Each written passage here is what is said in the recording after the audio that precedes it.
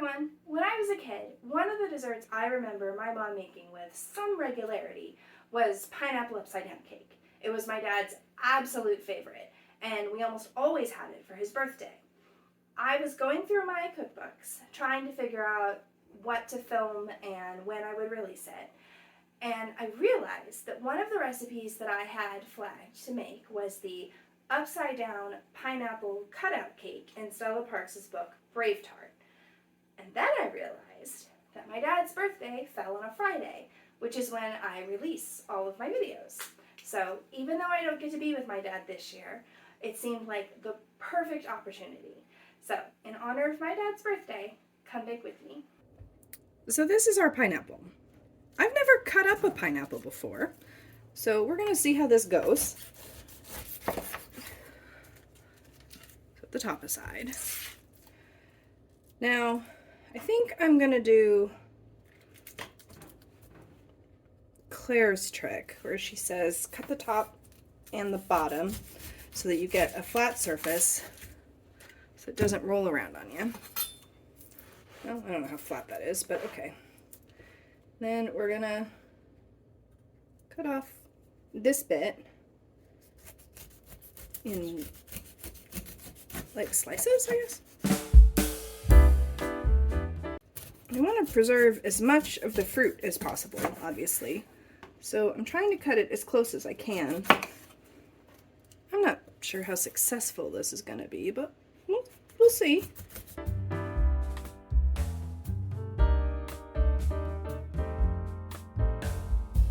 That's at least a decent start, I guess.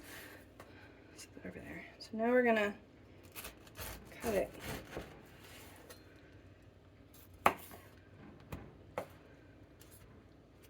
this way. I'm sort of cutting so that I like cut it, make the core square.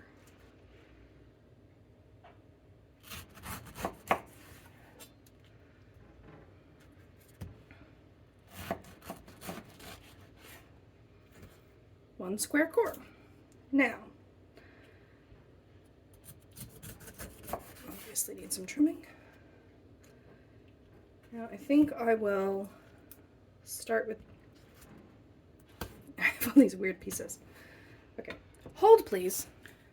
So since I'm gonna use a cookie cutter, I think I'm gonna try to slice it this way so that I get as wide a surface as possible to cut it into shapes. Hopefully Mike won't watch this video and see the truly appalling way I am using this knife. I know. There, that's better. I know, you're not supposed to cut towards your hand. I got it. Kids, don't do this at home.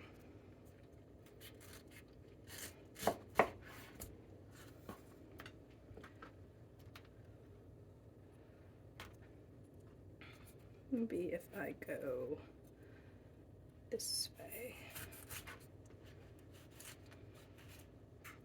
I will say this is very difficult. I'm not sure that this is worth it when you could just buy rings.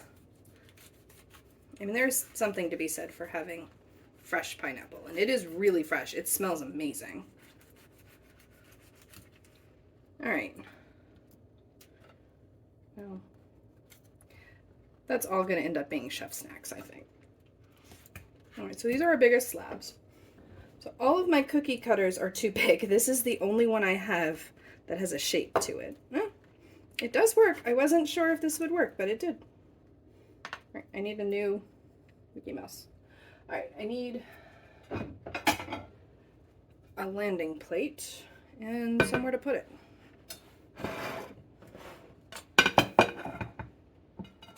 There, looks good. I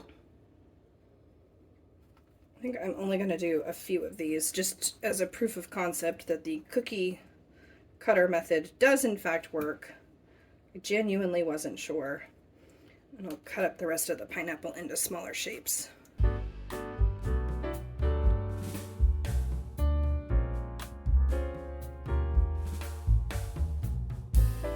And see, you end up with like a lot of wasted pineapple here, so. I mean, not that it's not going to be wasted. I'm definitely going to eat it later.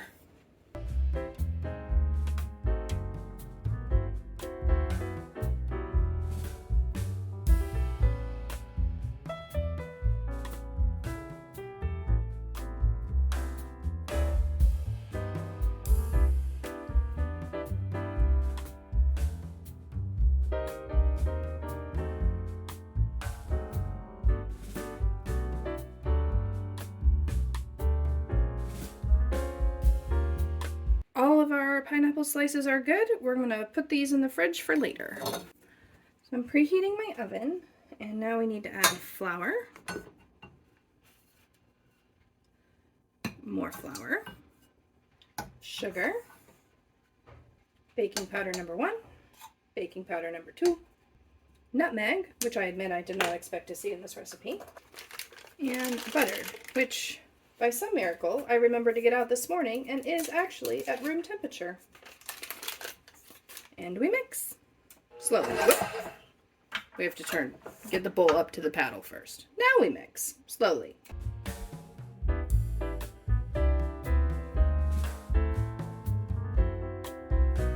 Alright, she says to mix until the butter is fully incorporated, so I'm going to say that's now. Now we're going to add in our eggs. Egg number 1, egg number 2. Now, you're supposed to use coconut milk, but as discussed in a previous video, I am allergic to coconut milk. So I'm using almond milk because near as I can tell, what I'm replacing here is the liquid, not the fat. So went with almond milk. Vanilla.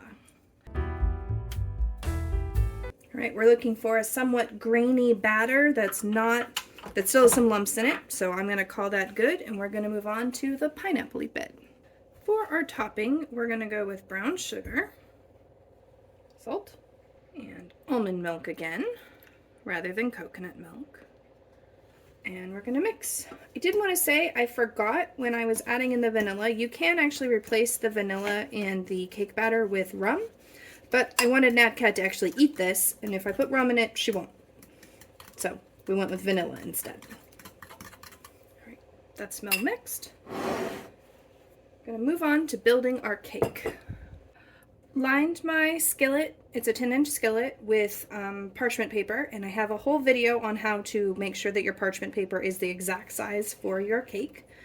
So I'll link that up in the cards. We're just going to put our brown sugar, coconut milk topping in first. Remember, it's an upside down cake, so we're going to build it upside down.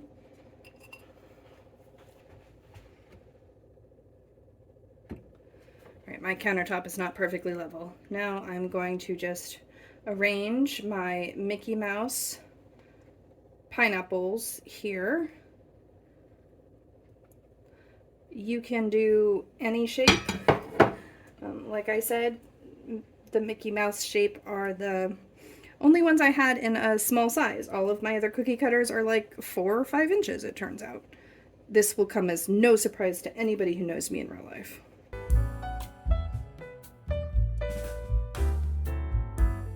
I'm gonna get as many little bits of pineapple on here as possible.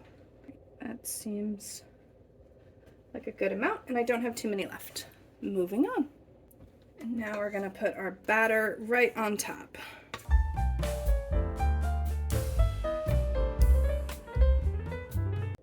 You want the cake to cover all the pineapple, but if some of the brown sugar topping is oozing through, that's fine. And now into a 350-degree oven. Looks absolutely perfect. Now we just need to turn it out on a plate. I'm going to loosen the edges with a knife.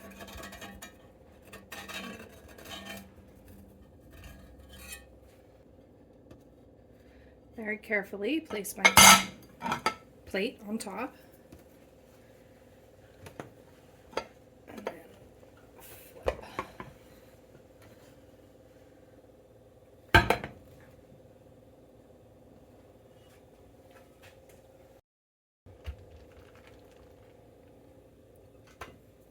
That looks perfect. Now we're going to let it cool a little bit before we serve. Here are my final thoughts. This is the classic pineapple upside down cake from my childhood brought into the modern era. It's not overly sweet. The cake is light and fluffy with a wonderful crumb. The topping is perfect, and while this nostalgic me does miss those little rings with the maraschino cherries in them, using cookie cutters to cut out the shapes was a really nice whimsical update. I will say I was very skeptical that the cookie cutters would actually work on the pineapple, but they worked perfectly. I strongly recommend that if you have small cookie cutters, try this. If you don't, cutting small shapes would also give you a very similar effect. One thing to note, I'm sure you noticed the bare spot in the middle of the cake with no pineapple or really even any brown sugar topping. This is because I poured the batter a little too fast in one spot and it pushed everything out of the center.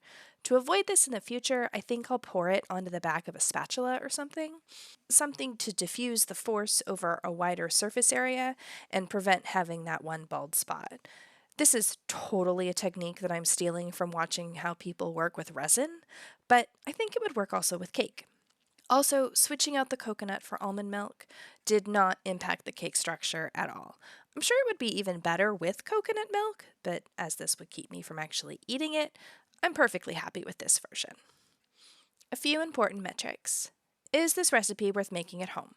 With 1 being Oreos, totally not worth making, and 5 being chocolate chip cookies, totally worth making. I'd say this recipe's a 5. If you like fruit-based cakes, this one is great. I highly recommend it. Can or should this recipe be made in advance, with 1 being souffle? Absolutely not going to keep well, and 5 being fruitcake will literally keep forever. I'd say this recipe is probably a 4. This cake is very versatile. It was great, warm right out of the oven, and it was wonderful the next day as the flavors had a little bit more time to absorb. Beyond that, I can't speak to because it was completely gone in my house within 48 hours. How hard was this recipe, with 1 being instant pudding and 5 being the multi-layer death by chocolate cake I might make someday? I'd say this recipe's a 2. This is by far the easiest Stella Parks recipe I have ever made. If you can mix a cake from a box, you can make this. The only tricky part is flipping it out at the end, and really that's just a matter of making sure that you have adequate pot holders and don't burn yourself. Overall, I highly recommend this recipe. If you've made it this far, thank you so much for watching. If you haven't already, please consider subscribing. I upload a new video every Friday. And hit that like button if you liked it. If you have a recipe you'd like to see me try, please put it in the comments. And I'll see you next week. Happy birthday, Daddy!